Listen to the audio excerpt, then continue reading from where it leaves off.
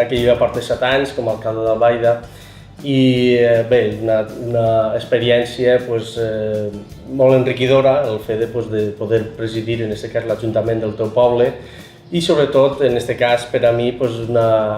és una experiència també que ens està servint per a d'alguna manera poder treure endavant el que és un ajuntament que durant molt de temps ha estat pràcticament en quiebra. Jo quan aplega el 2011 em trobo en una situació d'un ajuntament totalment endeutat, vora 19 milions d'euros de deute, i amb una empresa pública també pràcticament en quiebra, i en aquest sentit, a partir d'ahir ens posem a treballar. Jo en l'anterior legislatura governava amb el Partit Socialista i amb un partit independent i ens posem a treballar per a treure l'Ajuntament de la situació econòmica en la que es trobava. I ara mateix el repte més important que tenim és com l'Ajuntament assumís l'empresa pública, una empresa pública que en el moment que jo vaig entrar així parlem d'uns 5 milions de deute i que per tant suposa un gran repte i en aquest cas poder assumir-la i que l'Ajuntament pugui tindre en aquest cas una eixida clara respecte al tema econòmic.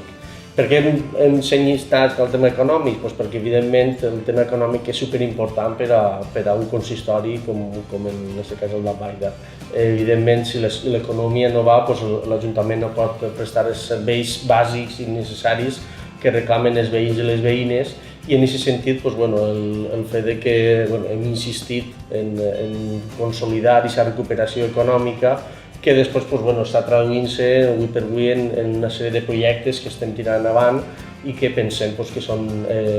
bàsics, imprescindibles per al funcionament, en aquest cas, d'una població com és l'Albaida, amb uns 6.000 habitants que reivindiquen evidentment aquests serveis que consideren que s'han de prestar. La veritat que dins del que hem pogut en aquest cas anar realitzant, evidentment nosaltres ja tinguem un emblema, que és l'edifici més emblemàtic del poble, que és el Palau dels Milà i Aragó, un palau que ja en l'anterior legislatura es va rehabilitar amb l'ajuda de l'1% cultural del Ministeri de Foment i en aquesta legislatura el que hem fet és demanar més ajudes, tant a la Generalitat com a la Diputació, i precisament ara ja tenim subvencions i ajudes concedides per a continuar la rehabilitació del mateix, perquè pensem que és importantíssim recuperar el palau per a tot el poble. Ara mateix estem materialitzant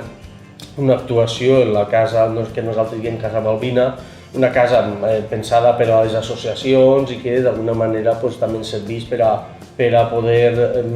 dotar d'infraestructures a les associacions i que puguen tindre un lloc on assajar, on realitzar les seves activitats i creiem que és important.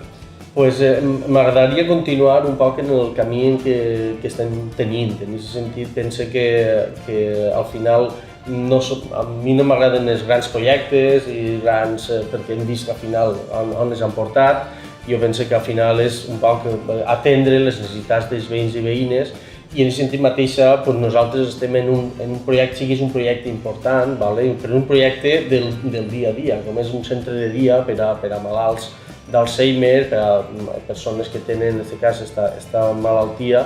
i pensem que és una necessitat avui per avui per al poble i pensem que començarem les obres i tal i poder entre enguany, l'any que ve i com a molt fins al 20 que es pugui realitzar un projecte que és un projecte social, un projecte destinat a les persones i el que es pensa precisament en projectes en aquest cas o en actuacions que vagin destinades a les persones perquè al final el que es tracta és de millorar la vida de les persones.